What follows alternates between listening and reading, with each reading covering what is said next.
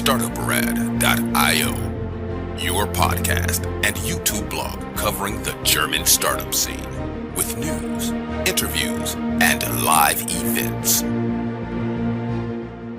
Hello and welcome everybody. This is Joe from Startuprad.io, your startup podcast and YouTube blog from the German-speaking area, as well as founder and host of Startup.radio, the world's #1 tech entrepreneurship radio. Today, I do have a special guest here with me, winner of the special award for the German Startup Awards 2023. Hey, Sebastian, welcome to my show. Joe, thank you very much for having me. It is a pleasure to have you here. And we have to tell that there are many, many things that are special about having you in my show. And the inflection point is you having won the special award at the German Startup Awards. Congratulations for that, by the way. Thank you very much. You are not only a journalist, you are editor-in-chief. Is this the right title in English? Yes, you can say so. The editor-in-chief of Handelsblatt is something we quote on a regular basis in our news, and it's one of the most important, I would say, daily business newspapers in Germany. Would you agree?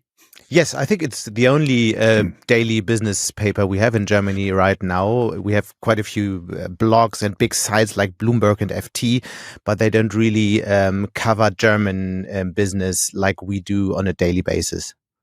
So you can say it's the only daily news organization covering economics and business. That's interesting because that's also part of where we are making our living. So basically we go underneath what the big guys are covering, and everybody who wants to get a deeper look inside the startup world, that is basically where they find in English us, and in German they would rely on you. When we've been talking before, one of my professors at universities once said that we learn 20% of what we need from business from university, 40% from the job, and another 40% from reading publications like, at the time he quoted, Financial Times Deutschland, which is not with us anymore. Would you agree that you also have not only a duty to inform, but also to educate your readers? Yeah, that's a great way to put it, I would say. Look, what we do is we cover what's going on in the business world, like 24/7 all around the world. But also what we see in Germany is that the general understanding on what's actually happening in the business world and how the economy really works, the general understanding is not that good over the whole society. So we understand ourselves definitely as a publication trying to educate and to inform. And that's why we don't only publish a newspaper. We have a much bigger website. 85% of our subscribers are digital already. But also, and that's very important, we do have a lot of conferences and bigger and smaller ways to get together around certain topics. And this can be general questions around the economy, but also how companies can cope with the challenges they see right now concerning AI. So yes, that's definitely part of our job. And I have to tell that in the conferences, you always have the big guys. You fly in some people from the US, like Federal Reserve. You have chancellors here at the events and so on and so forth. They're really, really high level. But before we get into all of that, let's talk a little bit about your life, because I've been looking through your LinkedIn profile. By the way, everybody who would like to learn more can go down here in the show notes. And of course, we linked your LinkedIn profile, and I found you one of the very few guests that I have who have their own Wikipedia article. Very important. With a very, very old picture. I don't know who pulled this picture, but it's like 15 years old when I had a lot more hair than I do right now. I have two boys. I run my own business. You see the hair is thinning out as well, so don't worry about that. You had many stops in news outlets in Germany, and that is also known to international audiences. Bild, Welt, N24. Welt is a big newspaper, and N24 is a news broadcaster, TV station they bought. Neue Zürcher Zeitung, Financial Times, Spiegel, and for a long time you have been at the German Business Week, Wirtschaftswoche. And what I found most interesting is you have been the first editor-in-chief at the Huffington Post here in Germany at the introduction of the German version. Can you run us through a little bit all the stuff that you've been doing there? Yes, I would love to. So, quite a few stops in my career you mentioned were internships at the beginning of my career. So that was the idea was to get a broad understanding how the different publications work and which way I will go eventually. But I must say, I started with business journalism and I ended up in business journalism. I tried everything else, but it turned out that this is the best thing for myself. So what happened then was during university, I was studying economics and politics. I started working for the German edition of the Financial Times, which was a fantastic startup project, trying something completely new, a more newsy kind of business journalism in Germany. So that was the idea. By that time, they had great writers and great editor and fantastic team. That was my way into business journalism, and I learned a lot during that time because it was a very young, very small team. And as a student, I worked late shifts there, but I could work like all the other editors did as well. I had a great, that was a great way to learn how the business really works. And after that, I went to a journalism school. Was called the Holzbrink School for Business Journalism, which is actually the traineeship from our publishing group. And because my idea was not only to stay there in daily business journalism, I wanted more. I wanted to learn how to do investigative reporting, how to do magazine reporting, and I needed a traineeship to learn all that. And that's why I went first time to Düsseldorf. That was around 2005. Had a good 1.5 years doing all that, and then got the job at Wirtschaftswoche. And that was very interesting because the editor by that time was very interested in Asia. He was an expert in everything that happened in China, but I don't know if everybody remembers, that was 2005 when the whole world were discussing whether China or India will play the big role in future. It was not as clear as it is today that it's China. So, and during university, I wrote my thesis for 6 months in India. So I knew quite a bit about the country. And so he hired me and said, in 1.5 years, you are going to India as a correspondent and you will stay there for a couple of years and report what's going on in India. So I went to Wirtschaftswoche, but then a couple of months later, he went away. He got another job, and the new editor was not so interested in Asia anymore. So there was no correspondent job for me anymore. And so from there, I got an offer going back to Financial Times Deutschland, which was a fantastic opportunity. But then I got my first leading role as an editor for the science and technology part of Wirtschaftswoche. And during that time, I started more and more covering the startup scene, the tech scene that came out of the ashes after everything went down the toilet, after the dot-com bubble burst. And around 2006, 2007, I started covering what came new, the new generation of founders. And that put me in touch with all these great minds that are the most important figures of the German startup scene today.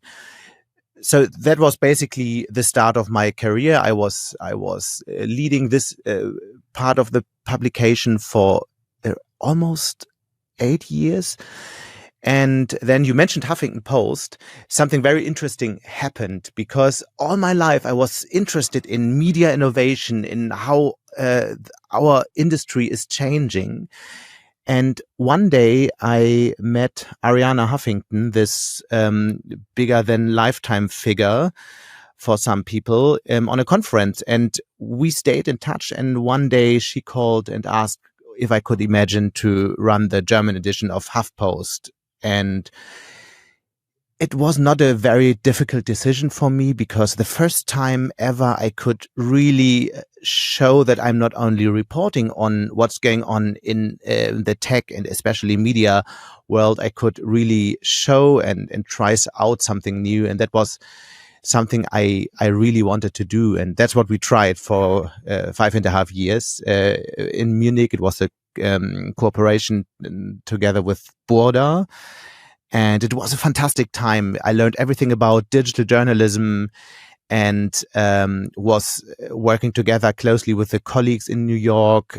Also got in touch with all the other outlets like Axios and Politico and these digital pure players you know today, because that was the time when everybody said, okay, there's something new is happening and something very interesting will take place in our industry. So it was this boom time of new digital journalism, which ended, and we can maybe discuss later why it did so. But for me, it was the best time to learn everything about what you need to know in digital journalism.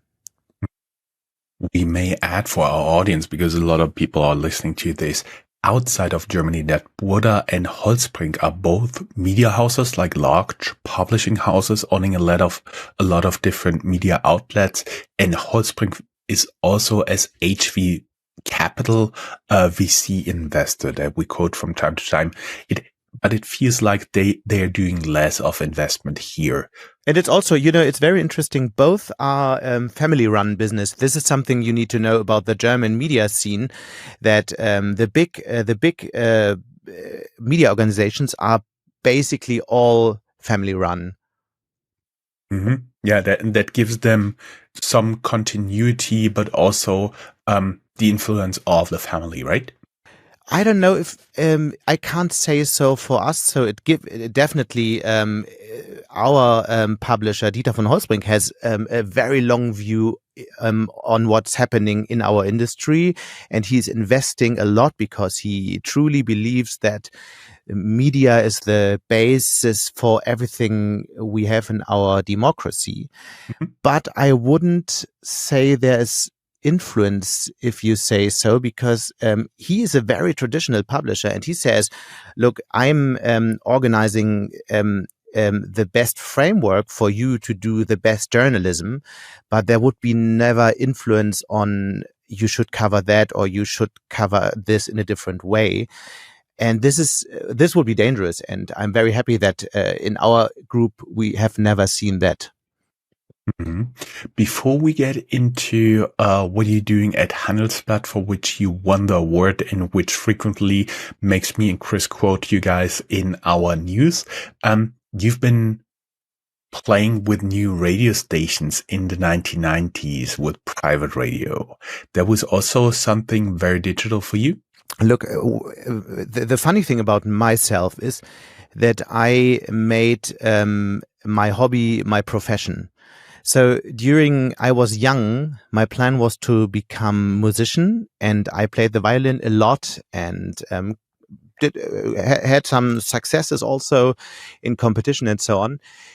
And my hobby was always to write a little bit for regional newspapers and also to follow what's really happening in the media world. And the 90s were an interesting time, because that was the era where new radio stations came up, private radio stations, new TV stations came up, and they had big ideas, great plans. I remember when the first group tried to build something like a German-speaking CNN, and I found that very interesting. I always try to follow what the strategies would be, what the ideas and the business models would be, and also how these new digital publications, they were not digital, but these new broadcasts would change the whole media scene that have been very traditional print. You had a small number of very important publications, and that changed during the 90s, and they had big ideas, but also big failures. I think that's normal in such a time of boom and bust. What really saddened me was when the Financial Times Germany, Financial Times Deutschland was shut down, because that was like the only regular newspaper I ever subscribed to and that I actually read. So we do have to talk about the subscription for Handelsblatt, but Yeah. yes, I was very sad as well. Look, it was the first editorial team I worked for a couple of years. So for me, it was also a journalistic home for quite some time. Mhm. And the Financial Times Deutschland had a very important role to play for all media houses in Germany, because what they brought in was this very newsy investigative journalism. After like traditional newspapers until then mostly reported what companies were saying, what they heard on press conferences and so on. And a lot of them didn't have this approach to really find out something new, to write what's happening behind the scenes, to ask the really hard questions. And during that time, it changed. It was not only the Financial Times, the whole culture changed in the media scene, but the Financial Times did this disruption for business journalism in Germany. So you can say that they were playing a very important role, and they had some of the brightest minds in German journalism by that time. And you find them now all over the place. Steffen Klusmann, the former editor-in-chief, he was after that editor of Stern and later Manager Magazin and then Spiegel. So, and a lot of these journalists from Financial Times Deutschland really moved the whole media scene in Germany in the years after that. So the publication went away, but the culture stayed. And I think that's a great thing. Mhm. For me personally, it was not only that, but also that it basically moved the tone of the article from really the formal level in which are books, school books written, down to really spoken language. That was also something that really attracted me. And actually, I'm born in Mainz and raised there, and I'm so much not a football fan like Bundesliga and so on and so forth. I only realized that Mainz 05, the football club of the city of Mainz, got into Bundesliga because I read it by accident in Financial Times. I vividly remember that. Okay, and at one point you have been. Oh, before we get into that, you said you've been writing your final thesis in India. How spicy can you eat? Oh, I can eat very spicy, because you must know that half of my family is Indian now, because my wife is British Indian.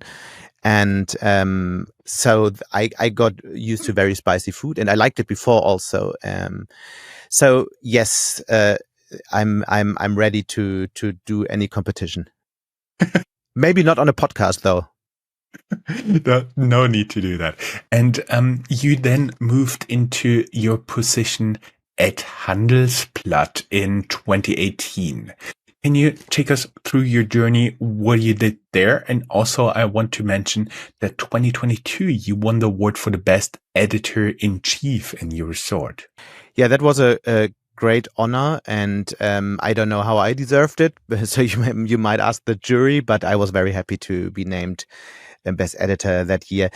Yeah, so 2018, when we think about Handelsblatt, I was in a situation in Munich that with HuffPost we did the first successful steps. It was one of the top 10 news websites in Germany. The team was around 30 people, and my position was, okay, now we have to take it to the next level. We have to invest. We have to especially to invest in investigative reporting, because this is something that would differentiate us. And by that time, they wouldn't want to do this invest. So I was looking around what's going on else, and I did got in touch with the former editor of Handelsblatt, and who by that time was CEO of the Handelsblatt Media Group, and he was looking for somebody who's leading the digital transformation of this publication. And we talked for quite some time. I think we talked for more than 1 year, and suddenly everything was right. And I thought, okay, this will be my next step. So I did something, because I'm from Hamburg and I always had a problem with Düsseldorf because it's much smaller and it's very different to Hamburg, and everybody from Hamburg wants to go back to Hamburg at some point. So when I moved away from Düsseldorf to Munich, I thought I will never come back. So I did something I would have never expected. I came back to Düsseldorf, where where Handelsblatt. Do you want me to edit out what you said about Düsseldorf in the final publication? So I think it's all right like that, and so then by that time, Handelsblatt was a great brand. They invested a lot in great journalism and had these big conferences you mentioned before. So the business model was fantastic, but we also saw that the print subscription was going down, the advertisement in print is going down, so the business model was in stress. Mm-hmm. And so the plan was to completely change the business model and to make it a sustainable digital business model. And that was the task by that time, 2018. And today we do, as I said, we do have 85% of our subscribers purely digital. We still print, and we will print for many years, so that's not a problem for us. But what we did in the last couple of years, we completely changed the focus of the whole company in direction digital. So when I came 2018, there was a lot of focus on print. When the editors came together in the morning, they would talk about a lot. Okay, what will be first page? What will be third page? And everybody was talking about the paper, and nobody really talked about what's happening digital. But more and more people came via digital, and also for many years there was not a lot of invest in digital technology. The content management system was very old. The website needed relaunch and everything, so we had to change basically everything in the last couple of years. So we changed the infrastructure, but we also changed the whole culture of the company, and we made a digital first editorial team out of a print first organization. And that sounds very easy, but it's the most difficult thing you can do to change everything people love and have done for the last 25 years within a couple of months. Because it's, when you are a journalist, it's so important for your piece to be big in print and to be big on page one.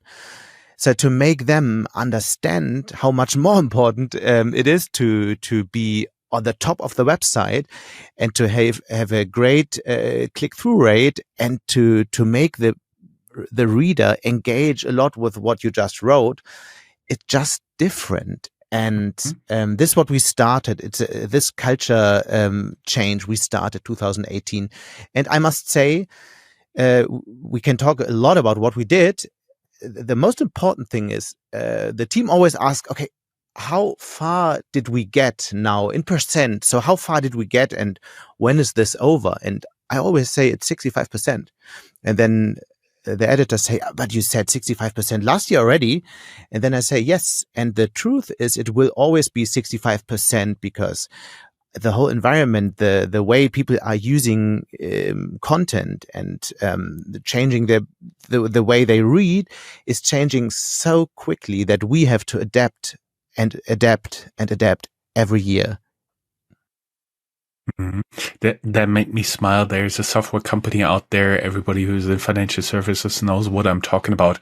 They like to also track their progress in terms of percentages. And I once asked them, okay, we're at 1% here. What does it mean? Does it mean the person has found their pencil?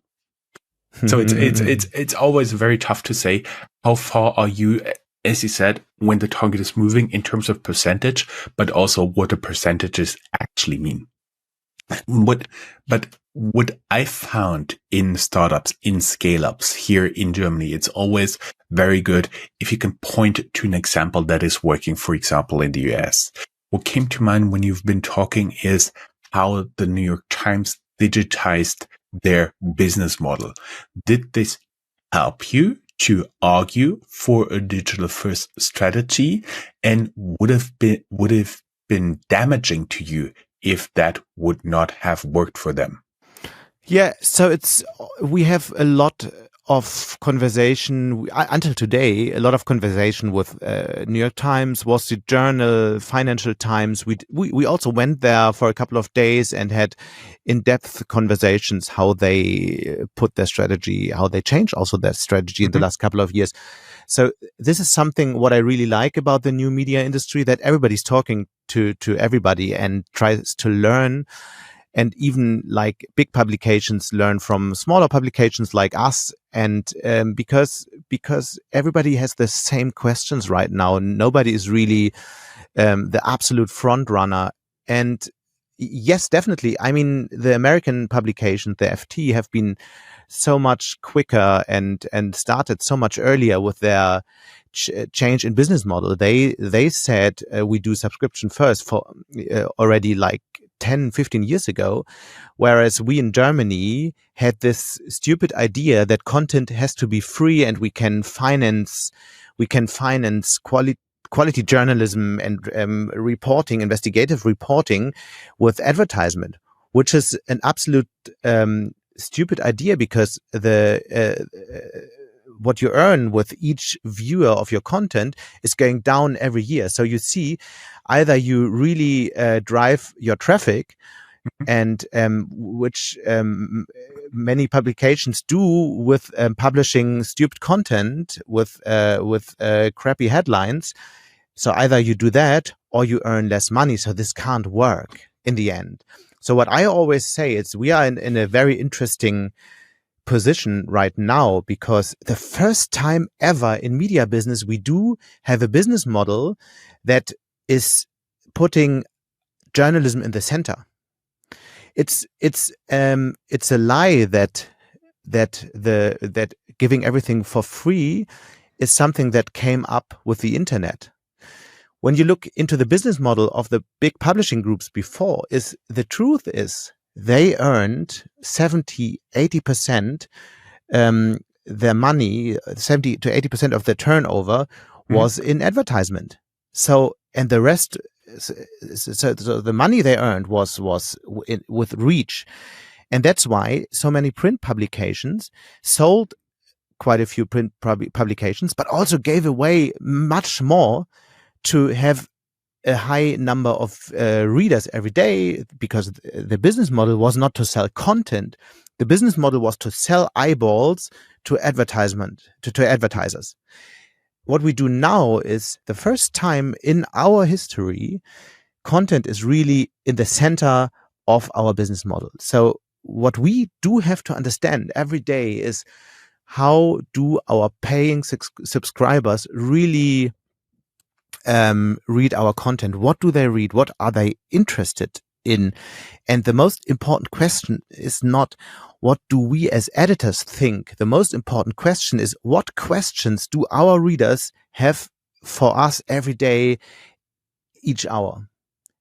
We don't talk about, okay, tomorrow our front page story will be this. We do talk about this at some point, but the much more important question is, what will be our front page story tomorrow morning around 5 o'clock? Because this is the time right before the big traffic jump will come. So this is the time people really need great content from us. And then we have to think about, what question do they have? Is something newsy happening? We have to talk about it. We have to bring it to them. Is nothing happening? We have to think, okay, what could be a question they have now? And for example, we do bring out for tonight a long analysis about the real outcome of the climate conference in Dubai, for example, because that was one of the biggest news today. And in the evening, you might have some time to read a little bit longer. So a big analysis about that might be the best thing to do tonight. And this is the way we do editorial planning right now, which is completely different to 4 years ago, because by that time, everybody was thinking what to do for print. And then when the stuff was ready for print, after that, like maybe half an hour or 45 minutes after it has been published for print, it would go into digital.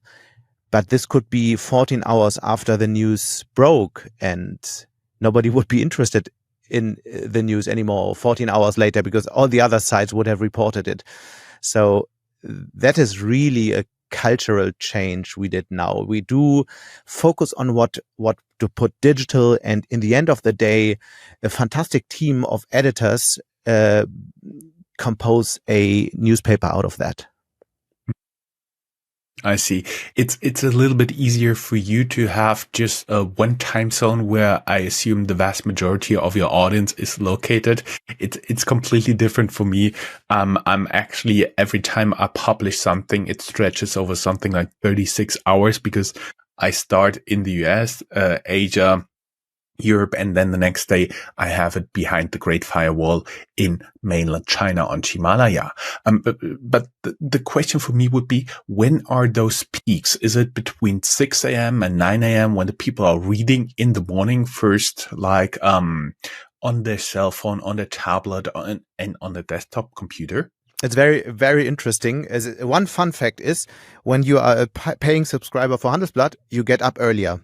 So the paying subscriber peak would be around 6. And you can read some articles free on the website. So the free reader would come around 7. And we see our audience is on the way to the airport already, or on the way to work, whatever. Yes, we have the biggest peak in the morning, as I said, between 6 and 7. And this is a mobile peak.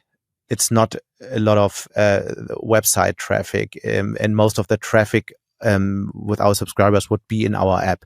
We have a lunchtime peak, which is almost as high, but a little bit less. And we have another peak in the evenings, let's say around 7 o'clock, when everybody's home. People try to get back to what's happening the last day. And this is the time when most people would also read the e-paper. So this would be the electronic version of our newspaper. I see. I have several questions for you, because when you've been talking about subscriptions here, how do you view the project of Krautreporter, meaning a crowdfunded journalism entity that is basically financed by having additional members? Is that like the long-term future of journalism? I'm not the biggest fan of saying this or that way will be the long-term future, because the future will have many different ways of financing journalism. The only thing I can say is that the pure advertisement based journalism will die out for many companies. This won't be a way to finance at least quality journalism. And so the rest is open. There will be mixed models. There will be pure subscription models. There will be member models. I think there will be foundation models as well. We don't see that so much in Germany, at least, but we see quite a few big ones in the United States. I think this will be a trend as well for the next years, and there will be new ways of collaborations. There will be also billionaires buying newspapers like they do in France, but also the United States. So all different kind of ways, and everybody can think about what the best way would be. But what we can say is that the old way doesn't work anymore, and we have to think much harder how to first attract audiences, which is great, because I think the way we think now about journalism makes our journalism better, because we have never understood as good what people really expect from us. And now some think, okay, is it great when you only run what the numbers tell you? This is not what we do. So we say we are not number driven, but we are number informed. So we use the analytics to understand if the journalism we plan, if our reporting really is getting to the people that are paying for us. And if we have a great reporting where 12 journalists did research for 6-7 months, this can happen. Mm-hmm. And only a few thousand people would read it in the end. We would have a debrief and think and talk about why that happened and how we can this kind of story in a different way next time to attract more readers, because this is what we want. We want to do great reporting and relevant reporting, and we want to attract the most number of readers possible. You've been talking before about questions your audience have, and I was thinking, how do you get to those questions? Do you get regular emails? Do you have like open feedback on your website, or do you actually use an AI to scope the interest? So we do have a few of these things. We do have feedback on the website. We get a lot of emails, but we also get a lot of signals what people actually want. And I mean, let's talk about COP again, COP28. So the last paper came out this morning. It's clear that there will be some questions about it, and we would say, okay, what are the most important questions now? What would people actually want to know now, and what would be the best time to publish? And we would have the same with the budget crisis with the national government in Germany that we are facing right now. That was a story Handelsblatt basically broke again and again. So we did not really. This is also what is very important for us, that we not write behind the news. We have to set the news. This is what we did a lot, and then we know what the questions are. When we did a great job answering these questions, the numbers are good. If not, the numbers are not good. Mm-hmm. I see. We've been talking a lot about digitalization, mostly in the realm of journalism, of publications, but let us get for the last few minutes back to the thesis for the future of the German startup scene, because you are a little bit outside observer, and basically you do observe and you do write a lot about it. So I was curious your thoughts about, for example, green startups, because they have been really hyped. Like it feels like the hype of the blockchain startups is just in the past, and they've been almost all crashed and burned. What do you think about the green startups? Will they also go through a hype cycle? Yeah, I mean, the hype cycle, almost all new trends will have this hype cycle where there's this big discussion about the new technology, but the technology actually doesn't reach the expectations. And a little bit later, everybody is disappointed. And after time, it's coming. And then maybe the audience is under expecting what's happening. So yes, this could be, I think in terms of green startups, we have also a different problem. Because right now in Germany, the approach to Energiewende, which is the big energy disruption, changing from fossil energy production to green energy production, the problem is that the national government is following a very rule-based path. It's not a very, so there would be the rule-based path where you would tell every company what they have to do, which technology they would have to use, and it's not a more free approach where the companies can decide how they reduce CO2 emissions. These are the two different ways of looking at it. And the problem when you have this very rule-based approach is that the whole industry is waiting for decisions from Berlin being made about what technology can be used, how long can they use it, and so on and so forth. And that's a very difficult position for investors because they don't know if a technology, a startup really can play a big role in future. And the the completely opposite approach is being made in the United States with the Inflation Reduction Act, where they only say you have to reduce the most amount of CO2 emissions, and it doesn't really matter how you do it. And then that's a very clear sign for the whole technology industry to just develop solutions. In Germany, you would always have to wait. Okay, but am I in the real bucket, or if not, I don't get the state funding. In the United States, it's completely clear. Everybody who's putting their solutions behind the general goal would somehow get the tax reductions.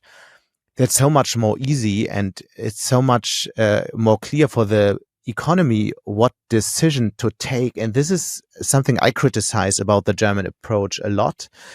And I think this is why we don't see this big green boom that the government is promising for a couple of years now. And they keep on saying that there will be this big boom, but it's not happening. And I am always wondering, why is that? And I think this is the clear answer to everything. So everybody's waiting for the state to decide something, to send some money. And that's a very, very complicated way of putting things. So I'm rather pessimistic, but I must say also, we do see interesting approaches in this field. And I still believe that Europe is the best place to develop such solutions, because what we have is great scientists.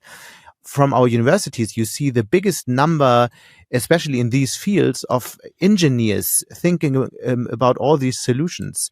So what I hope is that the government will understand the next year this crisis we are in, and really set a complete different approach. So and then there will be fantastic solutions. And I can't think of a different spot in this world, a better place to have this green boom in future. So I really hope it's happening in the next couple of years.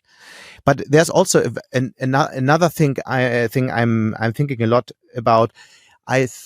So when we talk about digitization, we talk a lot about things that happen in the United States. And it's true that this first phase of digitization happened in the United States. Everybody knows the digitization of shopping, of entertainment. This all happened there. But we are in the next phase now, and now we talk about how to automate factories, how to optimize the way companies work, the processes and everything. And I think that's an historic opportunity for startups in Europe, because the connection between the digital sphere and the startup scene and companies is really good here. And why would you develop such ideas in the Silicon Valley, where you don't have so many big factories producing like big machines for other factories, for example, and cars and so on?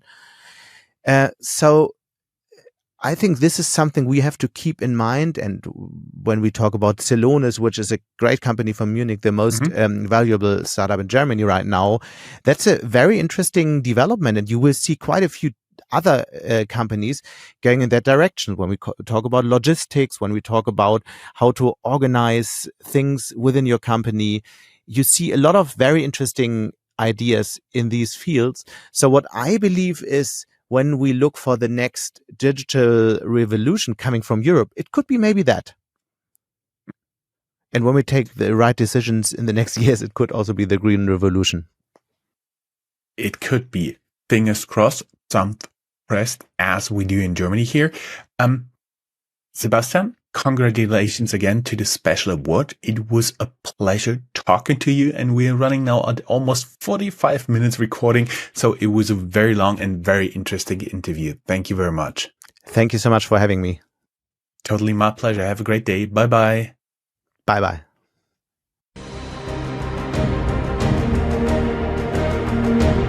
That's all, folks. Find more news, streams, events, and interviews at www.startuprad.io. Remember, sharing is caring.